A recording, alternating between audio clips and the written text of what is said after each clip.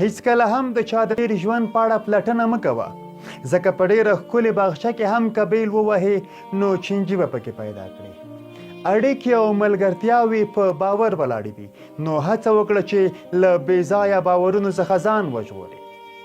کله چې د له کوم چا سره اړیکه پیل کړه او ملګرتیا دې شروع کړه نو تېر ژوند یې په تا پورې اړه نه لري.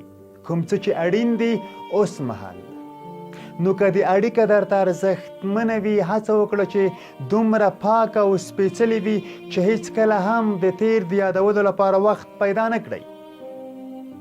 مه هېروه د غرض او مطلب اړیکې هیڅکله هم دوامداره نه وي او ډېرې ناوړه او ناهیلې کوونکې پایلې هم لري. کومه دوستي چې د الله جل جلاله د رضا لپاره وي نه یوازې دا چې دنیوي نعمت ده بلکې په آخرت کې هم ډېر لوی اجر او ثواب ده.